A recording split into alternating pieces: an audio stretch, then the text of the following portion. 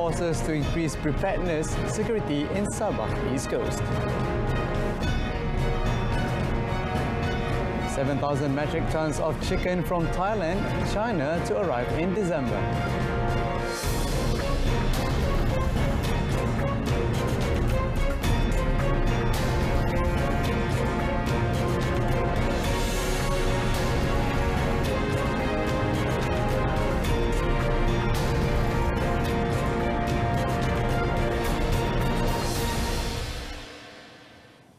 Good evening. Thanks for joining us. You're watching News at 10 with me, Azlani. The Ministry of Defence, MINDEF, says based on the Malaysian Armed Forces operations and intelligence, so far there has been no clear indication or solid evidence supporting media reports on the allegation of possible intrusion in Sabah. According to Senior Defence Minister Datuk Seri Syamuddin Tun Hussein, and Malaysian intelligence and security agencies are aware of the news reports and are in the process of verification with their counterparts in the Philippines and the region, as stated by the IGP and the commander yesterday. Datuk Seri Syamuddin, however, added that the armed forces will increase preparedness and security control in Sabah East Coast to the highest level following allegations of possible intrusion by certain parties from the Philippines to the state. He said a directive on the matter had been issued to all three services through the Eastern Field Command Commander, Lieutenant General Datuk Mazuki Muhammad, Eastern Fleet Commander, Vice Admiral Datuk Sabri Zali, and Air Region 2 Commander, Major General Datuk Shamsuddin Kasim. Saya telah arahkan ketiga-tiga perkhidmatan melalui Panglima Medan Timur, Panglima Armada Timur dan juga Panglima Wilayah Udara 2 untuk meningkatkan kesiapsiagaannya di tahap yang paling tinggi di negeri berkenaan, terutamanya di pantai timur Sabah. Tapi rakyat Sabah jangan bimbang, saya tahu ancaman ini secara peribadi dan secara langsung semasa saya di KDN dulu, dan Lahad Datu masih lagi merupakan pengajaran bagi kita, dan apa jua maklumat daripada orang ramai yang boleh membantu kita sama ada nak mengesahkan apa yang telah pun dilaporkan itu akan kita terima dan kita akan kaji dan telitinya secara dekat. Datuk Seri Syamuddin said this at a press conference on post 100-day Aspirasi Keluarga Malaysia at Wisma Perwira ATM in the Federal Capital. 593 students of Sekolah Sri Puteri in Cyberjaya have been allowed to go home after undergoing 7 days of quarantine. The students were close contacts of a positive case discovered in the school on 23rd November. The cluster, known as Persiaran Tasik Cluster, had forced the school to close down temporarily after 139 individuals, including students, teachers and staff, were found positive, while 593 were recorded as close contacts. All close contacts had to undergo quarantine for 7 days at Institut Amnuddin Baki, Bandar Instead Seremban, and at Institut Latihan Islam Malaysia in Bangi.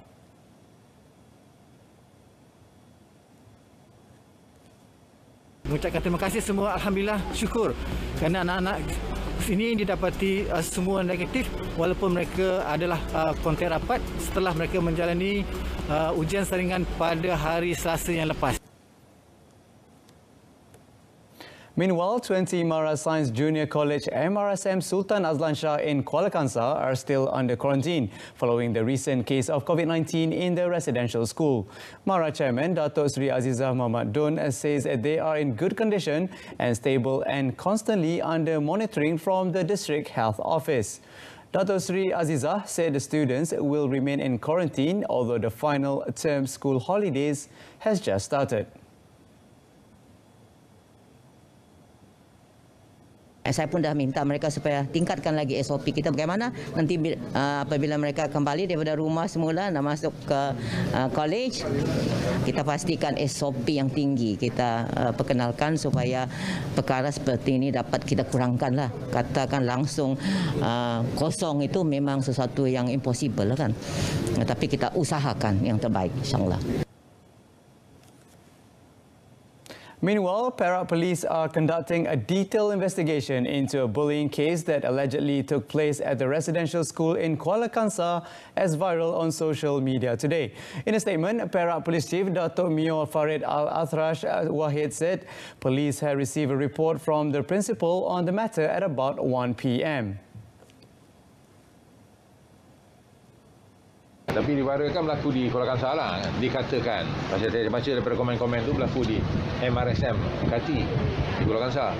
Tapi we're not sure betul lah kejadian tu berlaku sana, mungkin tempat lain kan. So saya kata tadi, biar kita siasat dulu dan kita dapat kesahihan kejadian tu berlaku mana dan I will share dengan pihak media. Lepas tu, okey. According to Dato' Mio, police will be calling all students involved and the owner of the social media account which viral the videos to give their statements to assist investigations. He said the case is being investigated under Section 147 of the Penal Code and Section 233 of the Communications and Multimedia Act 1998. In a viral video clip, a group of youth believed to be hostile students were seen punching and kicking another student. 7,000 metric tons of chicken from Thailand and China have been approved for import into Malaysia this December. The move was part of the government's effort to balance the recent price hike of chickens in the country and ease the burden of the people. Matlamat dan tanggungjawab utama Kementerian Pertanian dan Industri Makanan bagi memastikan supaya kita dapat pastikan supaya kita mempunyai bekalan yang cukup, bekalan makanan yang stabil.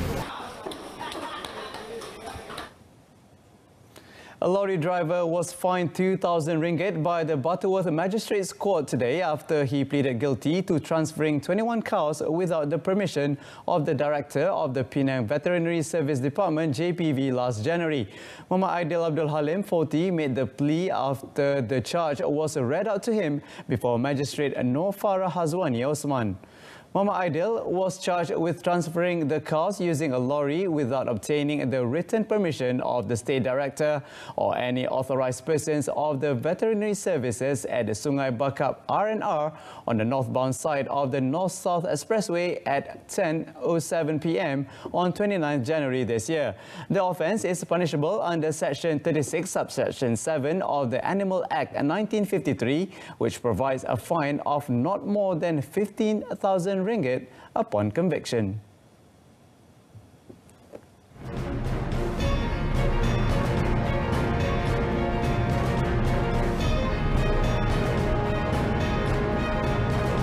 Coming up, the world has high expectations on Malaysia's role on UN Human Rights Council.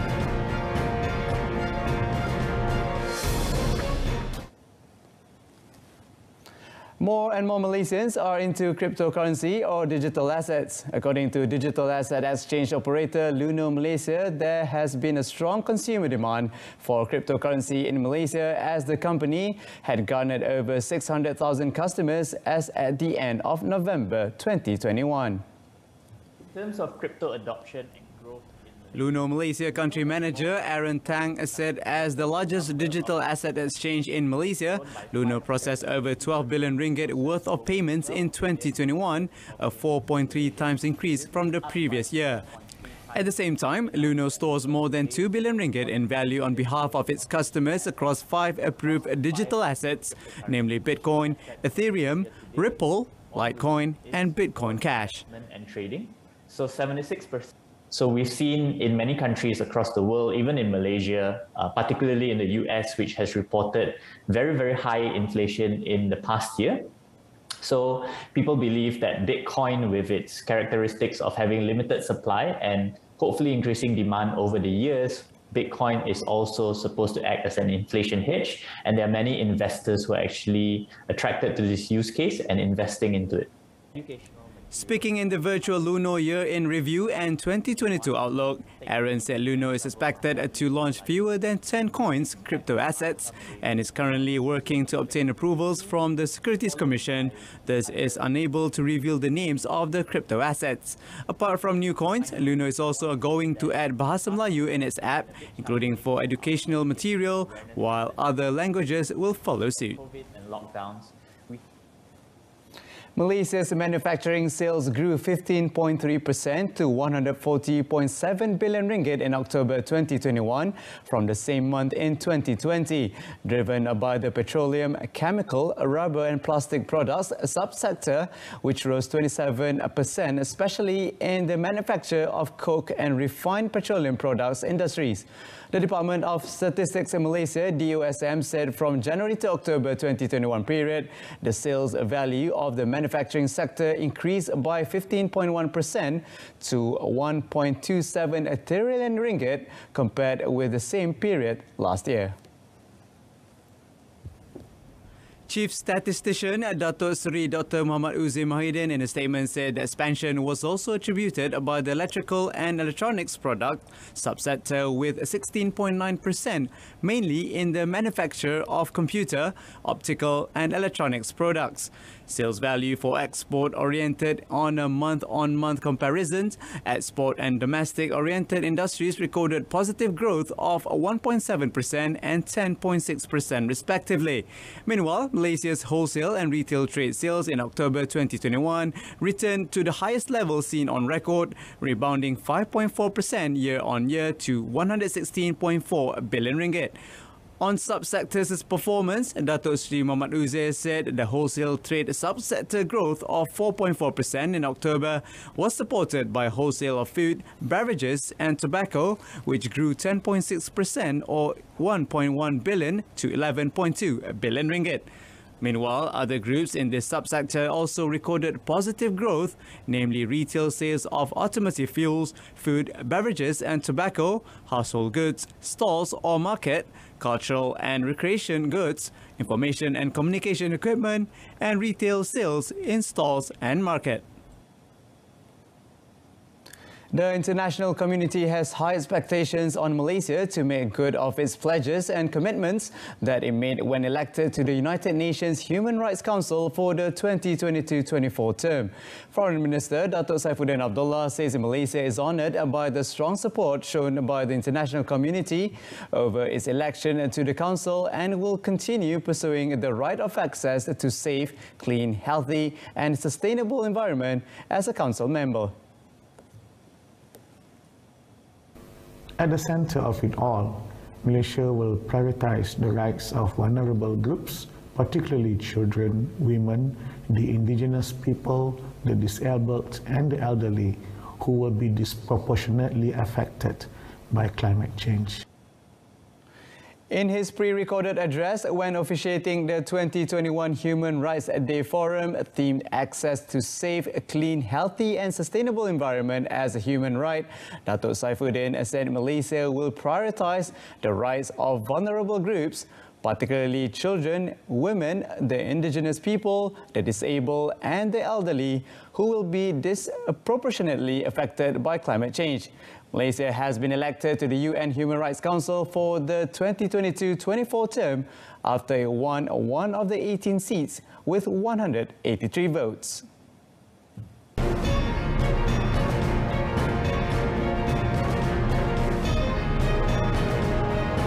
Coming up in sports, lifter Muhammad Aznil wins qualifiers to confirm a Birmingham Commonwealth Games spot.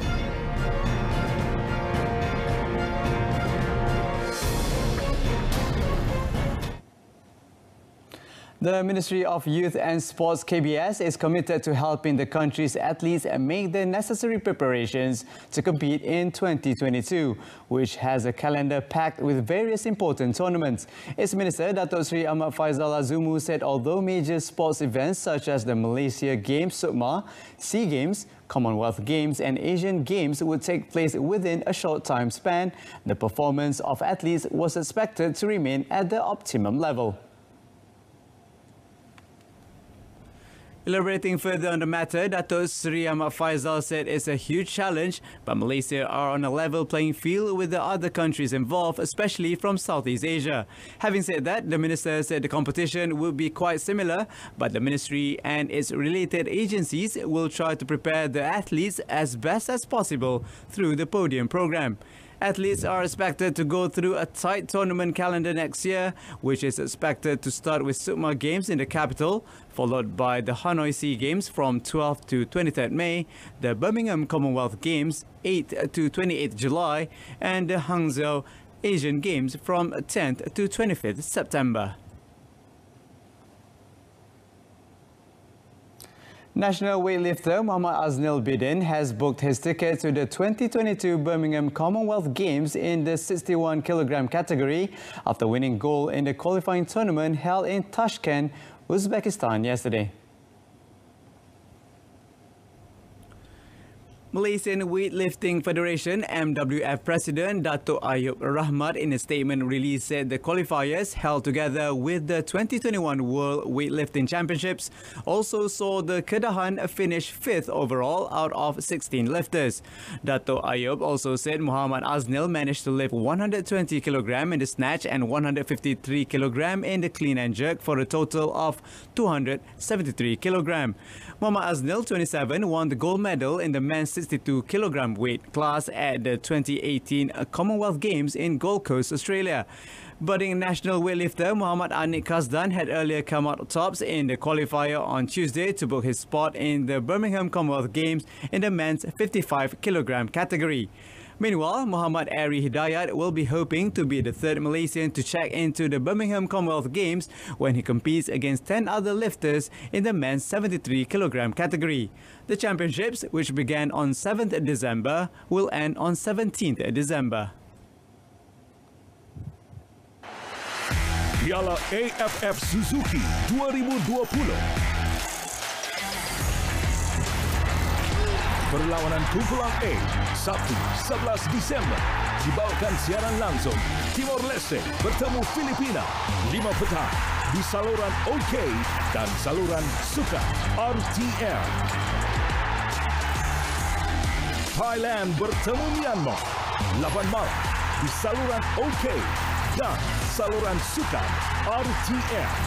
Saksikan juga secara penstreaman langsung di RTM Play.